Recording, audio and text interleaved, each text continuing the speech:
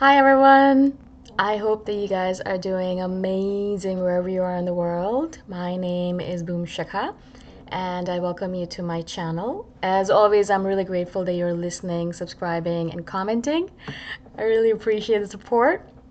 I really love you guys because a lot of you have been commenting on the mirror that's in the back, and it's gonna stay there for the next month at least because I'm practicing a new yoga pose that requires me to look at the mirror while I'm doing it. Otherwise, it's really difficult. And for me, I like just to have it right there so I can just pick it up and put it on, pick it up, put it on. To put it on the wall over and over again is a pain. So I'm sorry, but you're gonna have to deal with it, even if you have OCD. Anyways, so in today's video, I wanted to speak to you about touch and how touch is obviously one of the most important, paramount things that a human being needs in order to be healthy.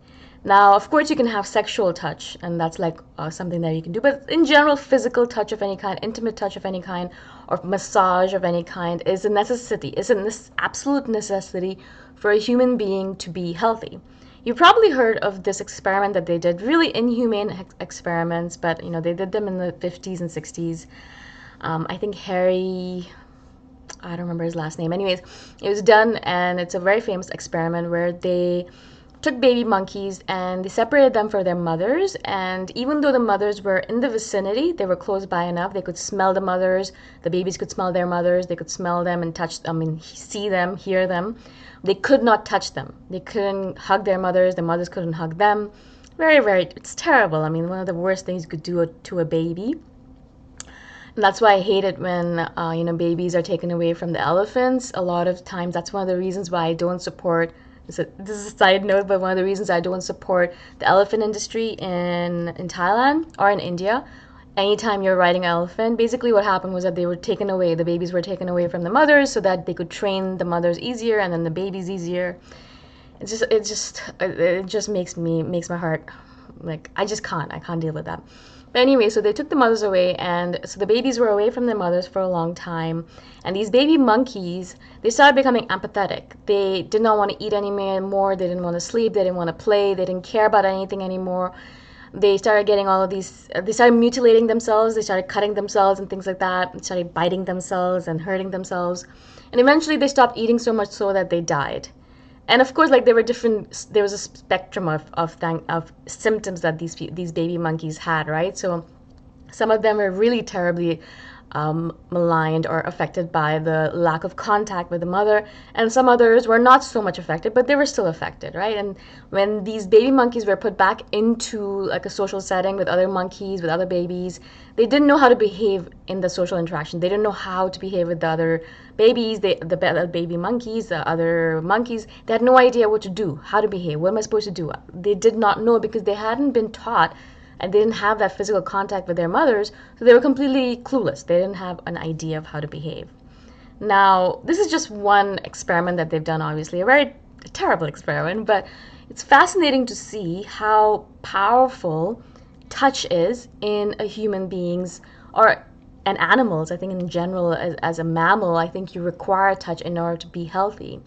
You've probably also heard of these orphanages where when China started their one baby, one parent, one baby policy, when the people could only have one child, they didn't want to have only one girl at that time. Now they want girls because they don't have enough girls.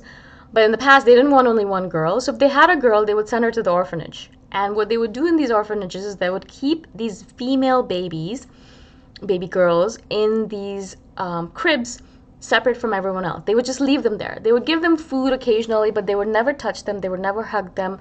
They had no contact with physical contact with human beings, especially not their mother, obviously, but with no one else. And they noticed that no matter how much food these people were given, or these babies were given, or water, it didn't matter. They deteriorated and eventually died from the lack of contact. I think that's very important to understand because a lot of us in the cultures that we live in are not used to being affectionate physically. I know from myself, for the longest time, I didn't know how to give a hug to a person because that's not something that's very common in my family. My parents didn't normally show me their love by hugging me. They showed me their love by doing other things, of course, and they were very loving parents.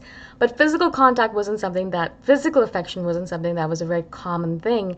And so even when I was 13, 14, I think even until I was 21, 22, I had no idea how to hug a person. I would do it in an awkward way where my body was away from the person, and I was like, it was very awkward. And now that I think about it, I was like, why did anyone even want to hug me in the first place?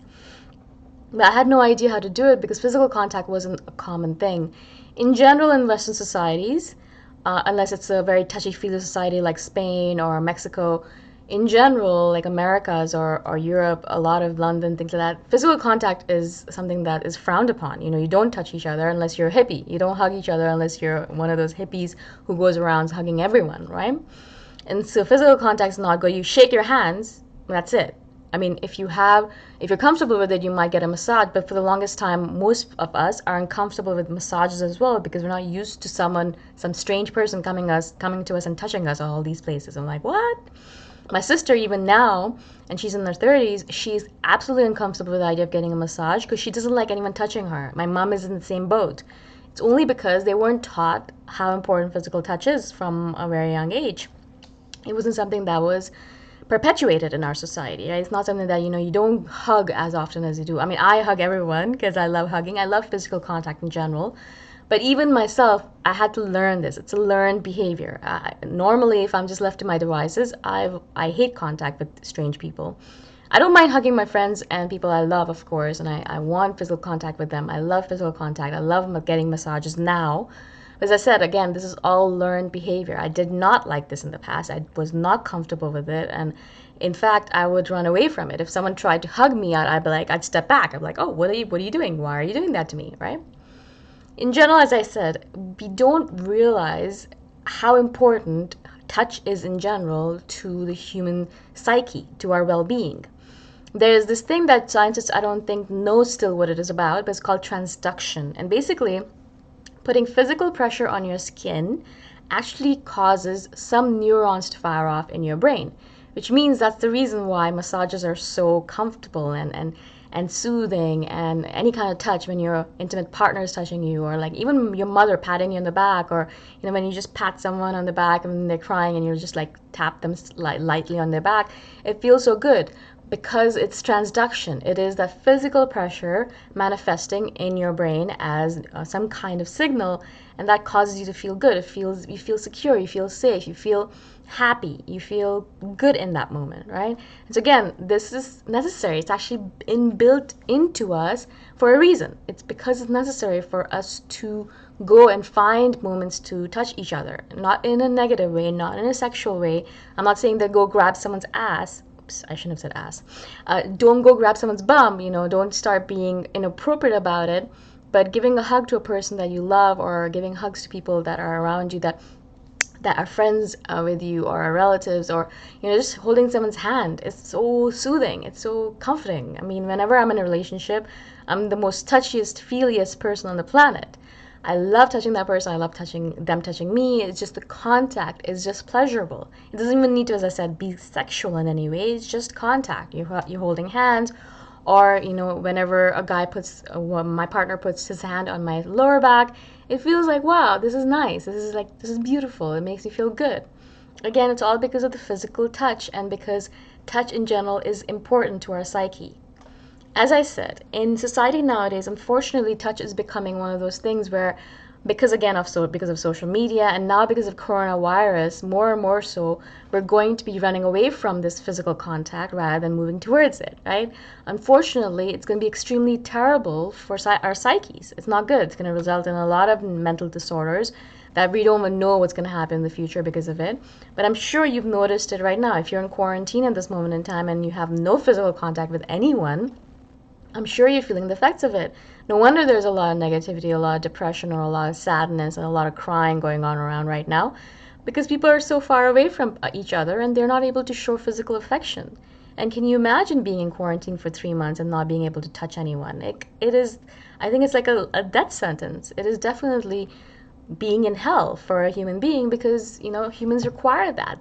We require physical touch in order to be healthy, in order to have to have our mental well-being be at par, or at least be high enough that you don't want to go kill someone or kill yourself.